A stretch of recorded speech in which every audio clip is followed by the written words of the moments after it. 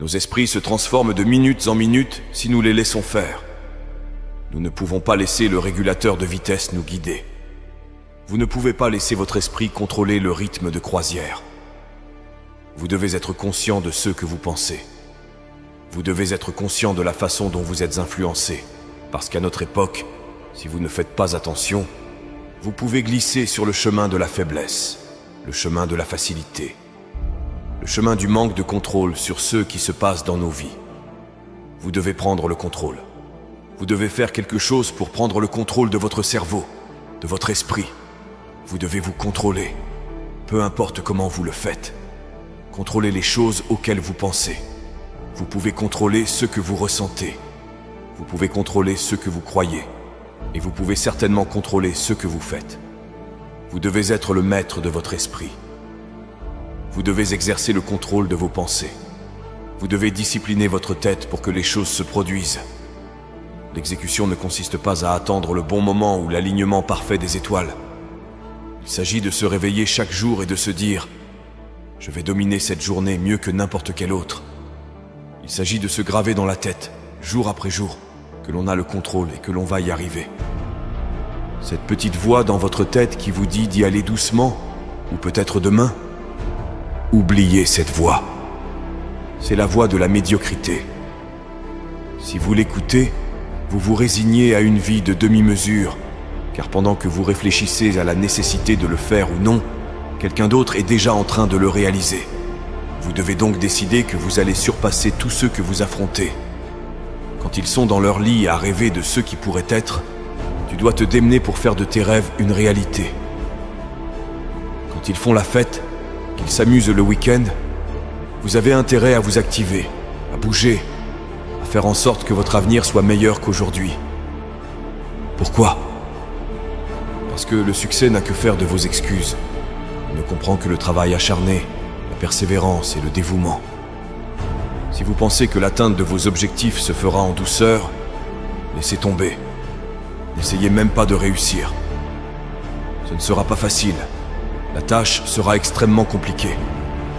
Vous devez donc renforcer votre esprit pour faire les choses difficiles et inconfortables. Votre esprit est comme un muscle. Plus vous l'entraînez, plus il devient fort. Vous devez le mettre au défi, le pousser jusqu'à ses limites, puis le pousser encore plus loin. Lorsque vous pensez avoir atteint votre limite, vous ne faites que découvrir jusqu'où vous pouvez aller. Rien de grand n'arrive jamais à partir d'une position confortable. C'est dans le confort que les rêves meurent. Vous devez accepter d'être incommodé si vous voulez réussir. Il faut prendre le contrôle total de son cerveau et lui dire qu'il ne faut pas abandonner, qu'il ne faut pas se laisser abattre et qu'il faut se dépasser parce que c'est là que le succès arrive. Vous êtes donc confronté à des échecs. Qui n'en a pas connu ? Vous pensez que le monde va s'arrêter et vous féliciter parce que vous avez eu une journée difficile ? Réveillez-vous. L'univers est impitoyable. Il n'a que faire de votre petite histoire déprimante. Tout le monde en a une. La différence, c'est que pendant que vous vous apitoyez sur votre sort, quelqu'un d'autre transforme ses échecs en succès, ses tragédies en véritables stratégies. Votre esprit est un champ de bataille au quotidien. Vous êtes en guerre contre vous-même. Et si vous ne prenez pas le contrôle, vous vous faites contrôler. Tout ce que vous voyez, tout ce que vous entendez, toutes les expériences que vous avez vécues tentent de diriger le volant. Mais qui est le conducteur ? Il vaudrait mieux que ce soit toi. Allez-vous laisser vos voix intérieures dicter votre vie, vous entraîner dans chaque tunnel de désespoir, de doute et d'obscurité ? Bien sûr que non. Si votre esprit est un cyclone, vous avez intérêt à en devenir son œil. Trouvez votre calme, trouvez votre concentration et dirigez cette tempête là où vous voulez aller. L'esprit a tellement de pouvoir, mais c'est une épée à double tranchant. Il peut bâtir des empires, changer le monde, mais il peut aussi vous détruire petit à petit, pensée par pensée, si vous le laissez se déchaîner. Un esprit contrôlé est votre plus grand allié. Un esprit indompté est votre pire cauchemar. Chaque fois que vous laissez le doute s'installer, chaque fois que vous entretenez une pensée négative, vous abandonnez une partie de votre pouvoir. Et pourquoi faire ? Pour vous apitoyer sur votre sort? Pour rester sur ceux que vous ne pouvez pas changer? Oubliez ça.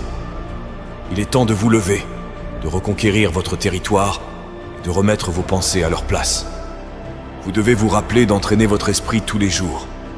Si vous le laissez se déchaîner, il s'atrophie. Mais si vous le disciplinez, si vous le contrôlez, il devient votre arme la plus puissante. Commencez par de petites choses. Lorsqu'une pensée négative se glisse dans votre esprit, opposez-lui 5 pensées positives. Vous vous sentez débordé? Décomposez la tâche en morceaux gérables et attaquez-vous-y de front. Le contrôle ne se limite pas à ce que vous pensez, mais aussi à ce que vous consommez. Les livres que vous lisez, les émissions que vous regardez, les personnes dont vous êtes entouré, tout ceci alimente votre paysage mental. Si vous vous gavez de saloperies, ne vous étonnez pas de voir votre esprit se transformer en terrain vague. Nourrissez-le de connaissances, de positivité et d'objectifs. La méditation, la visualisation, les affirmations, ce ne sont pas que des mots à la mode. Ce sont des outils, des armes pour votre arsenal. Utilisez-les, maîtrisez-les. Chaque matin, lorsque vous vous réveillez, activez votre cerveau et rappelez-vous qui est aux commandes.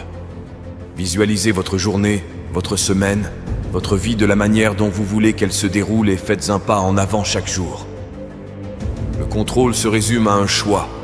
Chaque seconde, chaque minute, vous faites le choix d'être le maître ou l'esclave, de diriger ou de suivre, de vous défendre ou de vous rendre. Alors, quel sera votre choix? Êtes-vous prêt à prendre les rênes, à dicter votre destin, à contrôler véritablement votre esprit?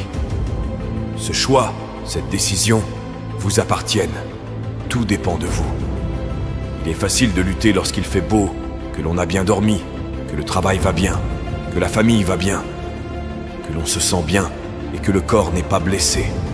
Ce sont des jours faciles à vivre. Mais qui êtes-vous les jours où l'enfer se déchaîne? Votre corps est fatigué, vous avez mal, vous êtes déprimé, vous êtes malheureux.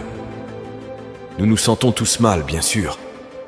Parfois, vous n'avez pas envie de faire quelque chose. C'est difficile et vous rationalisez, vous justifiez, vous trouvez des excuses comme un avocat hors de prix qui essaie de gagner le procès sur la faiblesse. Et je vais vous dire, cet avocat dans votre tête est bon. Cet avocat sait exactement ce qu'il faut dire. Il connaît toutes les failles juridiques et sait comment influencer le jury. Alors comment faire pour rivaliser avec lui? Ne jouez pas le jeu, n'argumentez pas, ne discutez pas, ne négociez pas. Vous dites à ce serpent d'avocat qui est dans votre tête de se taire.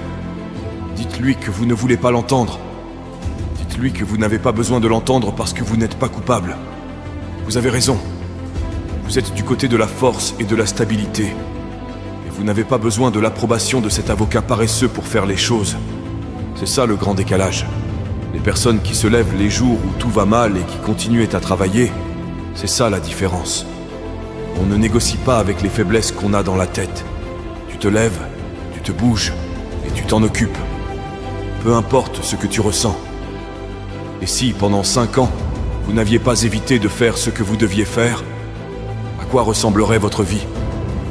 Que se passerait-il si vous arrêtiez de gâcher les occasions qui se présentent à vous? Qui sait à quel point vous seriez plus efficace? Vous pourriez être 5 fois plus efficace, 20 fois plus performant.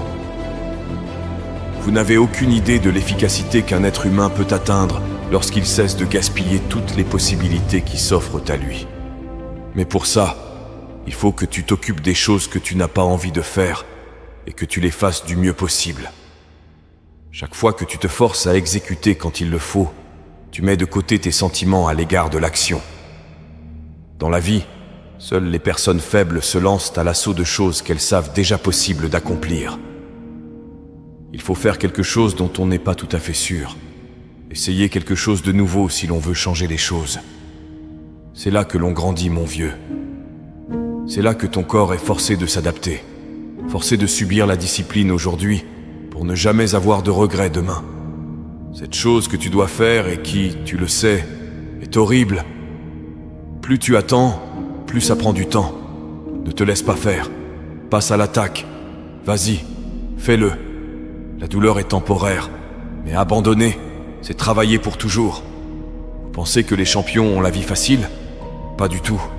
Ils se battent, luttent et crient pour arriver au sommet. Chaque cicatrice, chaque blessure témoigne de leur combat.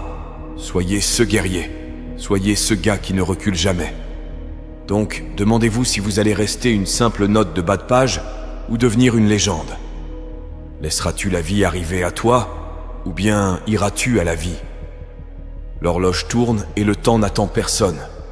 Saisissez le moment, le jour, l'occasion qui se présente à vous. Si vous le voulez suffisamment, vous trouverez un moyen. Si vous ne le voulez pas assez, vous trouverez une excuse. Ce qui compte, ce n'est pas le combat. Ce qui compte, c'est ce qu'il y a en vous pendant ce combat. Et si, dans une situation merdique, vous devez aller travailler parce que vous devez payer les factures et subvenir aux besoins de votre famille, vous savez, ça ne veut pas dire qu'il faut raccourcir son succès par rapport à ce que l'on fait. Il faut trouver un moyen de résoudre les problèmes. Si vous échouez, relevez-vous et continuez d'essayer. On échoue, on continue d'essayer et on échoue encore. Continuez d'essayer et d'échouer jusqu'à ce que vous ne perdiez plus jamais.